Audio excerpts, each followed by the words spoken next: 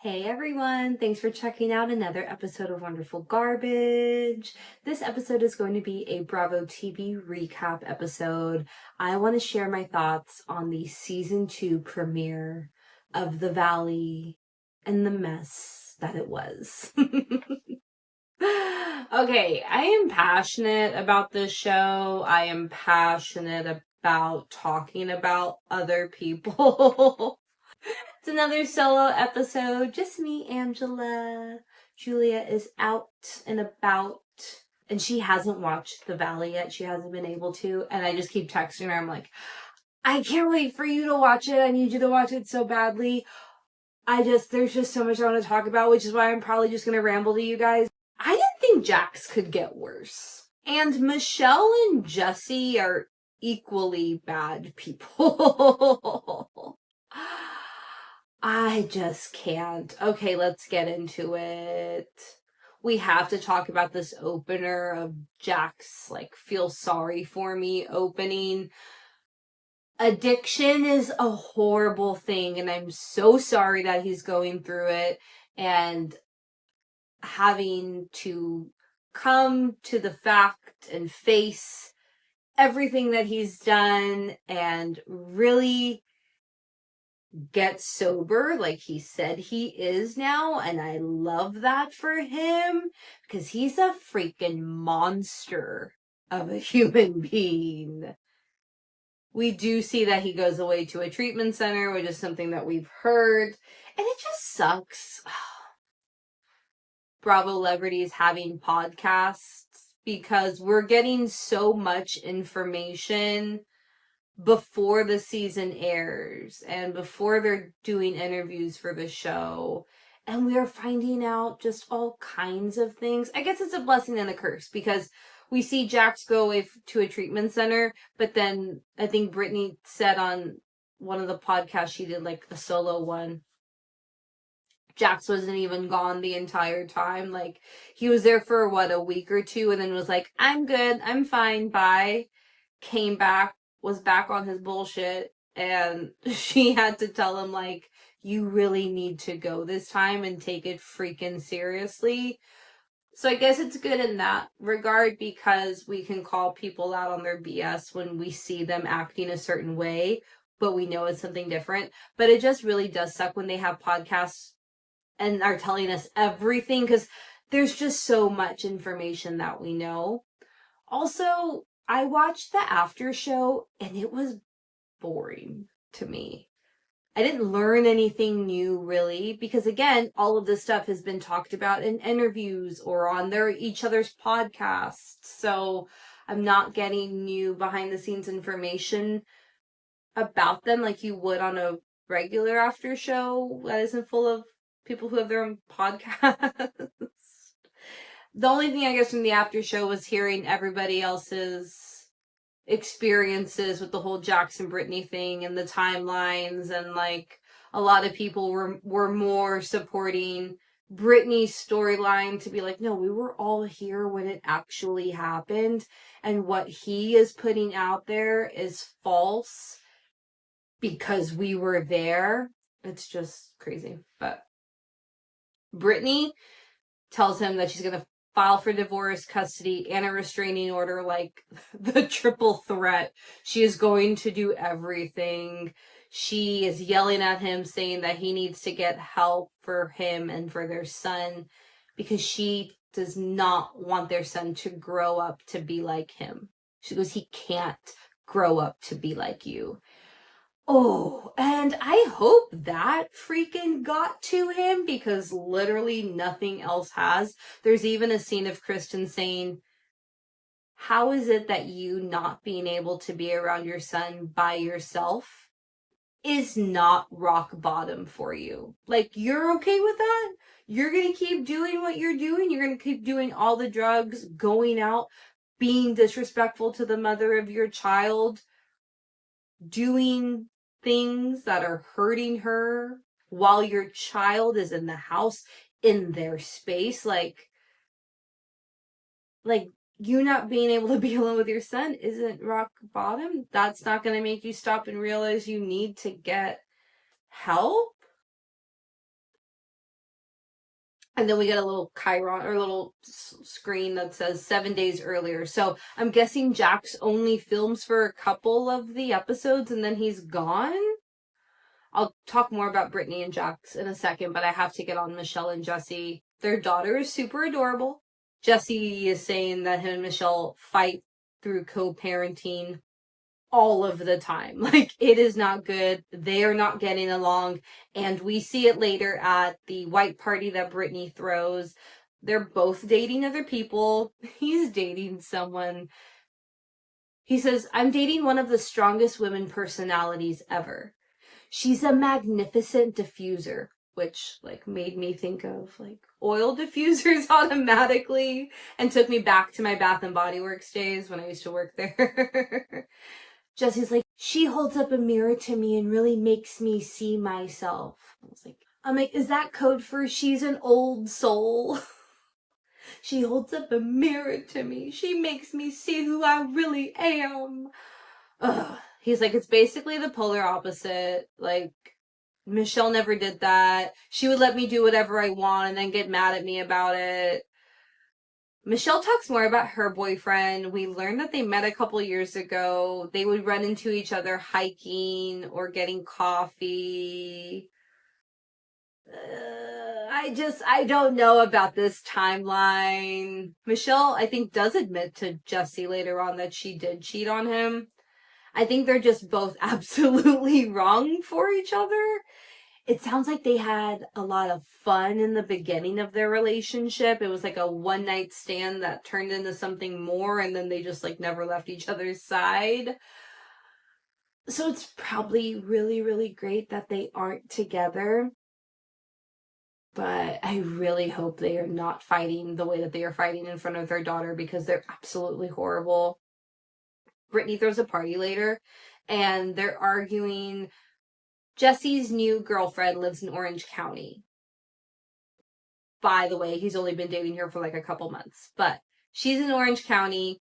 Jesse wants to move his daughter, potentially, to Orange County to go to school there. And Michelle's like, no way. Like, we're not going to uproot her from her school just because you're dating some new girl. Like, that's not going to be good for her. She's like, and I live here. Like, my work is here. We're not going to do that.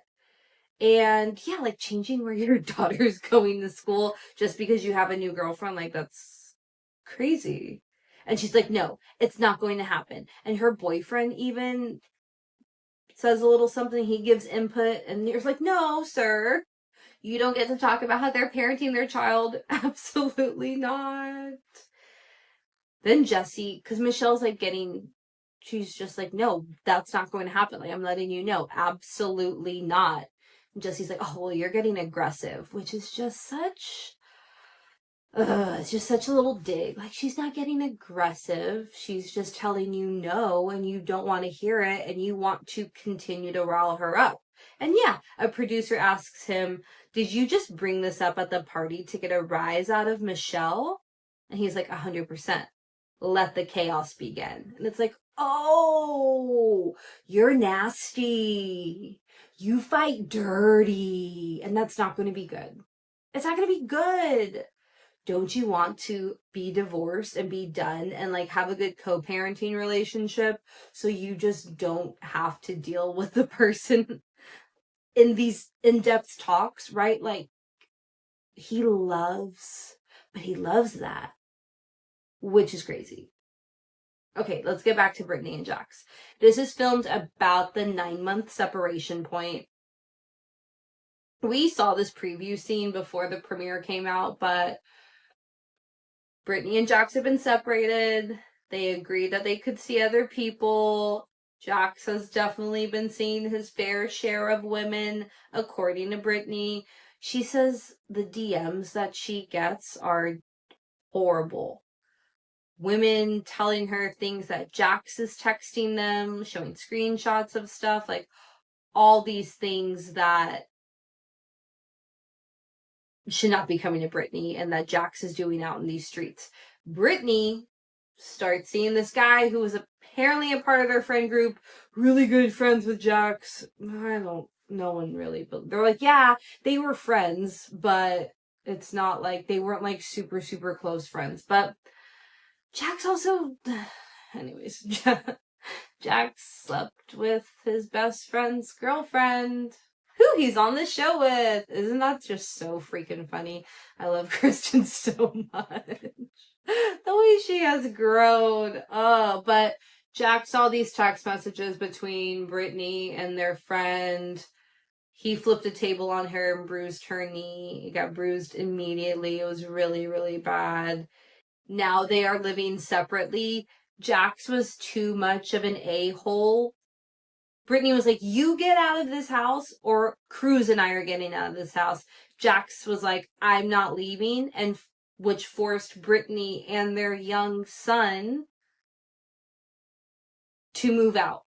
The son is out of his space, out of normalcy, out of his room, out of all the things that, make him feel safe. And you're going to go make him stay in this rental property because you're too much of an a-hole to not put your wife and your son first. Like, how? Again, crazy. Just freaking crazy. And he's talking with Jesse, and he was like, at one point, Brittany wanted to move back into my house. We had talked about she was going to move back into my house. And that really irked me because you're not the sole provider for this family. Brittany has come out and said that she was making more money than you recently and that really upset you. So I think that's this whole ego narcissism thing. But for him to say my house instead of our house just shows the kind of mentality that he has about him and his relationship and his marriage. He's telling Jesse, I know I was wrong for how I reacted. I saw red. That's just what I did. But I'm not the only guy that would react that way. And he even doubles down on that in the after show. He was like, yeah, you tell me another guy who wouldn't act that way, who wouldn't react, who wouldn't get violent. It's like, oh my goodness. You really need some help, sir. This is not healthy. And then Jax can't even let Brittany have a moment. She wants to throw a big party. A white party, a rooftop party. She wants to go out and have fun. She wants to get her sparkle back, Jax. And he's so jealous that he wants to throw his own party. Just she's like, grow up. You're 45. Grow up. You can't just sit at home and be with your son. Well, I guess at this point he couldn't be by himself with Cruz. But you can't just stay in, do your own thing. You have to try to make it about you. But his party at his bar is just Schwartz's brother, and a couple random people. One guy with a very intense mullet and questionable leather vest. I don't know. It was just the most random group of people. And even there was a scene, they go back and forth between Brittany's party and Jax's get together. And they're not even all hanging out. Tom Schwartz's brother is at the bar by himself, not talking to anybody. And then Tom and Jax are off talking in their own little corner. So it's they're not even hanging out with the people that were there. But Schwartz does say it's just so hard for Schwartz to hold anybody accountable or to be stern, because even in talking with Jax, he's like, well, Brittany talked with me and she doesn't feel comfortable being around you alone. There's no, and he's like, yeah, there's no excuse for your behavior, Jax. You need to go to therapy. You need something. So go Schwartz. You finally got some balls to tell one of your best friends who is 45 to get his shit together. And Jax is like, but there's a guy infiltrating my marriage. It's but dude, you've also been sleeping with girls. So it's just this whole double standard, and he's never going to be in the wrong 100%, right? It's always going to be and I'm sorry, but she did that to me, and she made me react that way. If she wouldn't have done what she did, I wouldn't have had to react how I reacted. That BS. And then he starts crying with Schwartz. Like, I'm flying off the rails. I have a son that's supposed to look up to me. I don't know what to do. It's like, go to rehab. Change your behavior. You know what you need to do. I'm sure Brittany has told you time and time again. You know what you need to do. You just don't want to do it. They kind of clarify the timeline of Brittany and Julian in the after show. Brittany says that the text messages that Jack saw on her iPad that set him off were from a long time ago.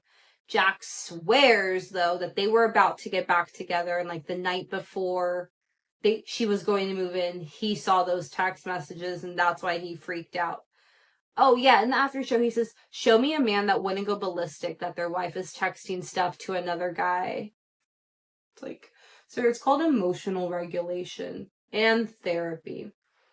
He says he was on a lot of drugs and was drinking a lot at that time when everything was happening. It's just... And then Brittany says, like, so this guy Julian sounds like a total, another trash person. Like, him and Lala had also hung out before. He's like a love bomber. He was talking with her after a couple weeks of meeting her, like, our daughters can be step siblings. Brittany, though, did tell Lala, which was sad, like, he's the first guy that's really made her feel, like, loved and, like, good about herself in, like, a long time, and it's just like, oh, because, Jax wasn't doing anything positive towards that relationship whatsoever.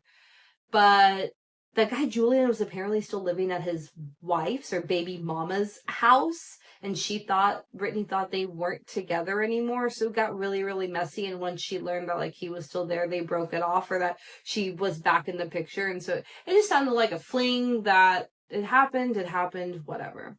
Okay, let's get into Kristen and Luke. I love the evolution of Kristen. I love seeing her pregnant, or she's at this point now pregnant, but in real time is pregnant. And just to see that she, like, found someone who really loves her and who's not about the drama. Like, yes, he's on the show, but he's very even-keeled, except with when Kristen and Janet get into their talk later, and then Kristen's telling Luke about it, and he's like, who does she think she is? I was like, yes, Luke, back up your woman. That's exactly right. But I think they're going to be the most stable couple this year. Because I think even Nia and Danny get a little drama. But I think Luke and Kristen are, like, pretty much the most consistent, stable ones. But she's trying to get pregnant again. And it's just so cool knowing that, like, she actually does get pregnant. That's all I have to say about them. It's cool just to see Kristen grow up. I guess that's what I'm trying to say. She grew up. She became an adult. She changed her priorities and her ways, and look where she's at. Back on reality TV. Nia and Danny. Oh my goodness. So many children. Small children. Danny's like, we have no daycare. We have no breaks. We still live in our little apartment. This is all we have. Like, Danny, are you okay? And he's just like, it's a blessing. It's a blessing. Like, I think Danny needs a nap. Danny needs a very long nap. Something is happening. We learned that Nia wants another baby already. And Danny's like, what? Excuse me? And she's like, look, my body has changed so much having kids, and I want it back. And I don't want to have to wait a couple more years and then get pregnant again, and then I can finally focus on myself. She's like, we're gonna have one more. I want to have it now. Get it out. We're done at 4, and then I can, focus on me. And I was like, okay, I get that. But you guys are now having, 4 under 4? Oh my goodness. It's insane. It's so freaking crazy. But I like Nia. I still like her energy. I think it's good. I really like her and Kristen together in the after show. It's really sweet. Janet and Jason. I'm going to talk about Janet and Kristen's talk at the end, but I didn't know that Janet was married before. And she like kept her wedding china. She was like, yeah, I'm not gonna get rid of that wedding china. It's like, okay, that's a choice. But yeah, I didn't know that she was married before. Jason's there. He's unproblematic at this point. Their son is here. Congratulations to them. You know, Janet's just like, she's just there. I will agree that Zach's comment that he made last season about he didn't care if she went to full term or not was absolutely crazy. Absolutely horrible to say. Like, you should never speak on anyone's pregnancy or, like, no, that's absolutely horrible. But Janet's just kind of like, I don't, like, okay. Like, we'll see what happens. She's trying very hard to be the girl. But she's never going to be the girl as long as Kristen's on the show.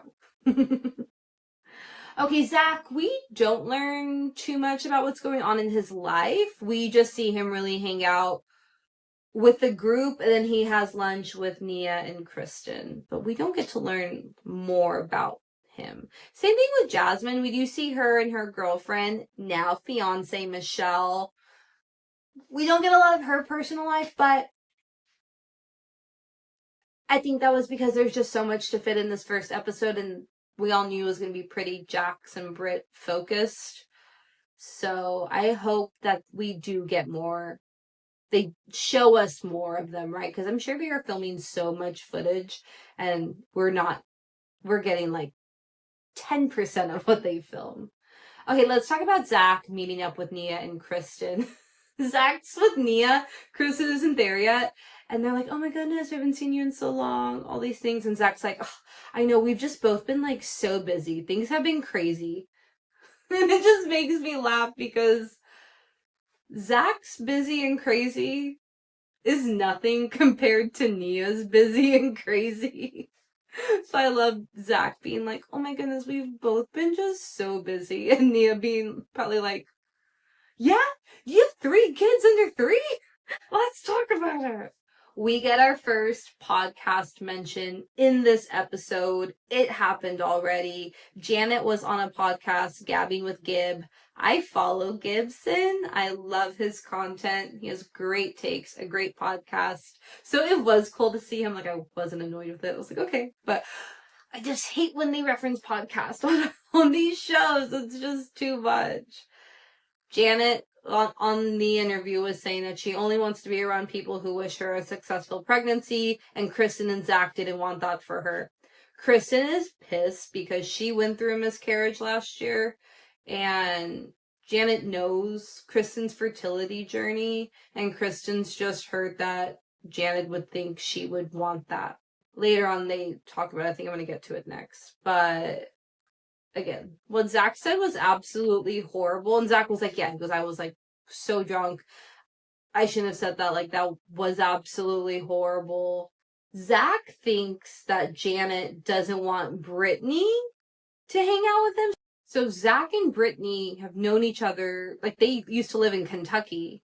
So when Brittany moved out to LA, Zach came out a little bit after that. So Brittany and Zach were like BFFs, and now Zach feels like Janet is trying to take Brittany, bring her under her web, and just thinks that she doesn't want him to be around Zach. Like, he's like, I don't know how you would let this plain McBoring pants come in between us. He's telling us at a confessional, and he thinks that Brittany is like scared of Janet. And I could 100% see that. Oh, okay, let's talk about Jesse and Kristen being friends.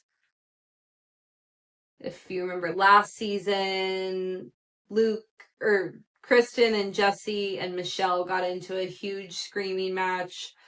There was this rumor going around that Michelle was a Republican. Kristen said she heard it from Janet. Janet was like, I absolutely didn't say it. Kristen repeated it. I think to Zach. Zach said it. It was a freaking mess. It set off Jesse and Michelle. They ended up getting into it with Kristen. Kristen's yelling like, well, I know Michelle had a boyfriend for a year, and they're just yelling, and it was bad, and everyone was trying to paint Kristen as a liar. She got a lot of flack, a lot of heat.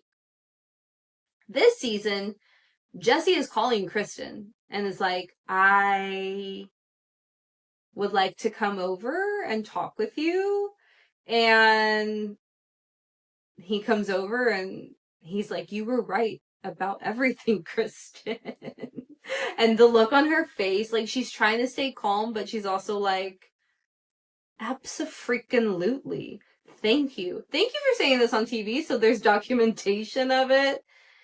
He thinks that his subconsciously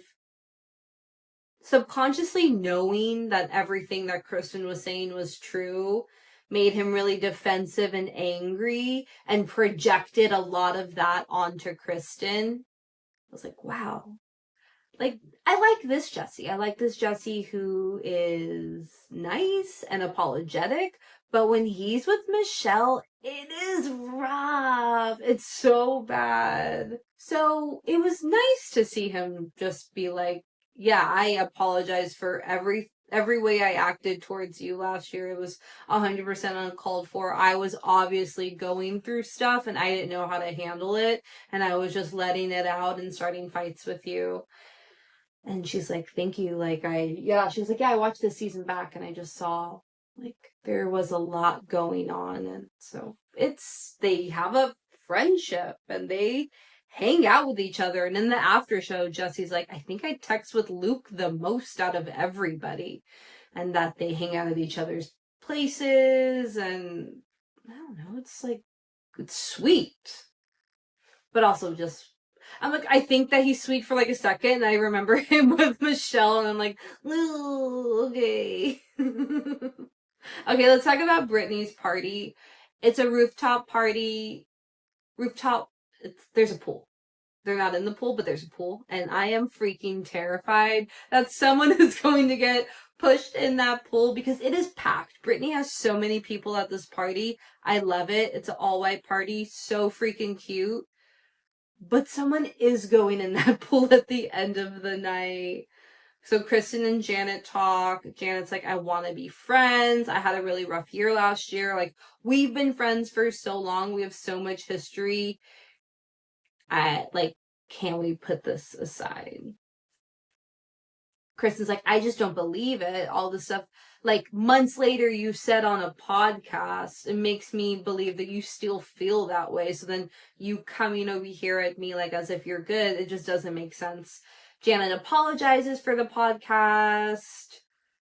She says, look, Brittany told me that Zach said he didn't care if I miscarried, and that really messed with her mind. So that wasn't cool. Well, it wasn't cool of Brittany to say that to Janet because, like, Zach is supposed to be her best friend, but also it is a really crappy thing to say. Kristen feels like she is being punished for being friends with Zach. She's like, you're roping me into this. Like, I didn't say anything about this. You really think I wouldn't care if you brought your pregnancy to term? And Kristen is so upset by that. Like, she's getting emotional about it. Janet's like, sorry, I just can't separate, like, you from the demonic behavior of Zach. And Kristen's like, Zach is, like, my best friend. I know he's not, like, demonic. And that sets Kristen off because, like, it's an apology, but, like, I'll apologize for this, but, again, Zach shouldn't have said it. Kristen, I think, needs to not be bothered by the fact that she's still roping Zach into it, because I think Zach needs to really fight this battle with Janet. I think Kristen needs to accept the apology from Janet, contingent that Janet and Zach will be able to work on it. But again, it's really just Zach apologizing for saying an absolutely horrible thing, you know? And then Janet asks Kristen, which is like, you should never ask this to Kristen. Janet's like, well, is there anything you want to apologize for? I love it. I love it. Kristen's like, no, like, there isn't anything for me to apologize for. Like, You guys are making me look like a liar. Like, I know what I heard. I know what was said. Anyways, they don't end well. They have a nice, good Southern, I wish you well. Like, hope things are good. Don't think this is going to get resolved tonight. I feel like Kristen was also, like, activated in this conversation. Like, there was a little bit of OG Kristen coming out. Like, she's probably like, my hormones are all over the place and you're trying to come for me? Like, let's freaking go. Oh, overall, I thought it was a good premiere. It's really hard hearing what Brittany's had to go through. And I can only imagine all of the times that she has saved Jax, probably, from things getting, like, way worse, or not always telling the full story about things that happen in their household. Brittany deserves the world and more. I don't think it's fair to come at her for staying in the marriage for so long. When you're blinded by love, you're blinded by love. And when you want to think you can fix a person, and when, she was told back in the day, like, you're really fixing Jax. Like, Jax has really, like, changed for you back then. Everyone was telling her that. And then I think that just became her mission. Like, I am going to stay by this man. I'm going to fix him. I know it will be good again. I just absolutely know it. I just need to stay a little longer. I need to not let that get to me. And then here we are 10 years later, and it's really rough. But I'm very proud of her for leaving a toxic situation and doing what's best for their son, because at the end of the day, that is the most important thing. It's just drama, y'all. So much drama. Alright, I hope you liked my little recap and thoughts on the Valley Season 2 premiere. Let me know in the comments what you think wherever you're listening to this. Don't forget to follow, subscribe, all the fun things. Until next time.